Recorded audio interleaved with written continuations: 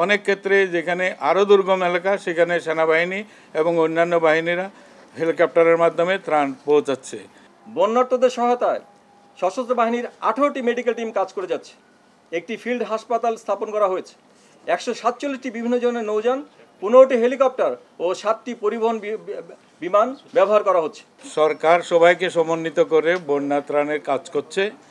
যে স্থান থেকে পানি নেমে যাচ্ছে সেই সমস্ত জায়গায় যাতে ত্রাণ পরিবহনের ব্যবস্থা করা যায় সেই উদ্যোগ গ্রহণ করেছে এবং অনেক ক্ষেত্রে যেখানে আরও দুর্গম এলাকা সেখানে সেনাবাহিনী এবং অন্যান্য বাহিনীরা হেলিকপ্টারের মাধ্যমে ত্রাণ পৌঁছাচ্ছে।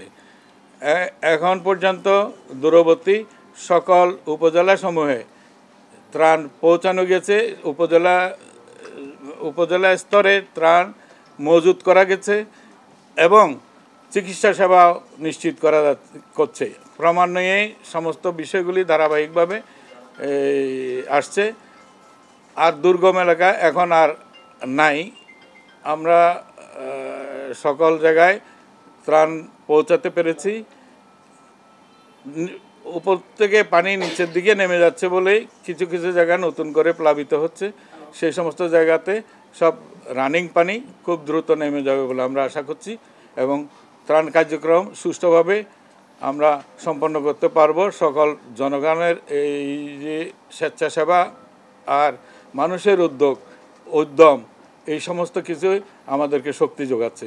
গত 21 আগস্ট 2024 তারিখে অতিবৃষ্টি ও উজান হতে নেমে আসা পাহাড়ি ঢলের কারণে বাংলাদেশের পূর্বাঞ্চলের 11টি জেলার 77টি উপজেলা অকস্মাৎ প্লাবিত হয়। স্বাভাবিকের চাইতে তড়িৎ গতিতে পানি বৃদ্ধি পাওয়ায় বন্যা পরিস্থিতি দ্রুত অবনতি হয়। বিশেষ করে কুমিল্লা, ফেনী ও চট্টগ্রামের উত্তরাংশ এর বন্যা পরিস্থিতি ভয়াবহ রূপ ধারণ করে। এমত অবস্থায় অসামরিক প্রশাসনের অনুরোধের প্রেক্ষিতে বন্যা পরিস্থিতি মোকাবেলায় 21 আগস্ট হতেই বন্যা উপদ্রুত জেলাগুলিতে অসামরিক প্রশাসনের সহায়তায় সশস্ত্র বাহিনী মোতায়েনের নির্দেশনা জারি করা হয়।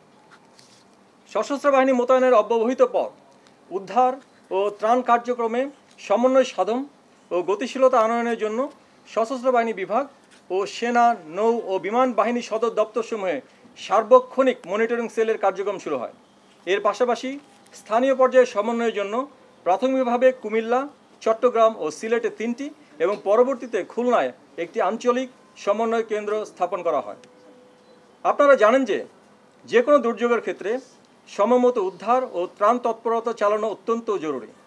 এই জন্য অংশগ্রহণকারী সকল পক্ষের সমন্বিত পরিকল্পনা ও তার সুষ্ঠু বাস্তবায়ন গুরুত্বপূর্ণ। এই বাস্তবতাকে মাথায় রেখে বন্যা দুর্গত এলাকায় ত্রাণ কার্যক্রমকে গতিশীল ও সমন্বিত করার জন্য সশস্ত্র বাহিনীর তত্ত্বাবধানে আঞ্চলিক সমন্বয় কেন্দ্রগুলো নিরলসভাবে কাজ করে যাচ্ছে। সশস্ত্র বাহিনীর একজন জ্যেষ্ঠ অফিসারের নেতৃত্বে এইসব সমন্বয় কেন্দ্রগুলোতে সংশ্লিষ্ট জেলা প্রশাসক, সেনা, নৌ ও বিমান বাহিনীর উপযুক্ত প্রতিনিধি, বিজিবি, কোস্টগার্ড, র্যাব ও পুলিশের উপযুক্ত প্রতিনিধি, এনজিও প্রতিনিধি এবং ছাত্র সমাজের প্রতিনিধি তাদের দায়িত্বপূর্ণ বন্যা দুর্গত এলাকার উদ্ধার ও ত্রাণ তৎপরতা পরিকল্পনা ও সমন্বয়ের দায়িত্বে নিয়োজিত আছেন।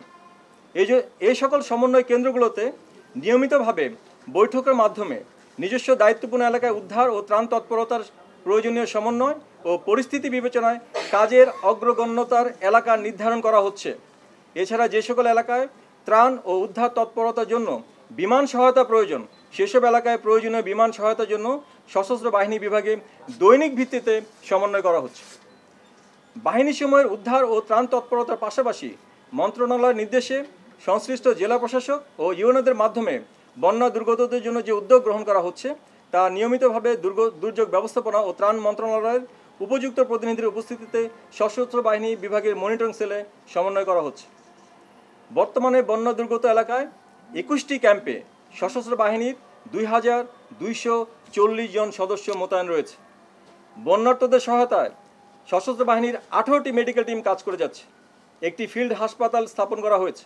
147টি বিভিন্ন ধরনের নৌযান, 15টি হেলিকপ্টার ও 7টি পরিবহন বিমান ব্যবহার করা হচ্ছে।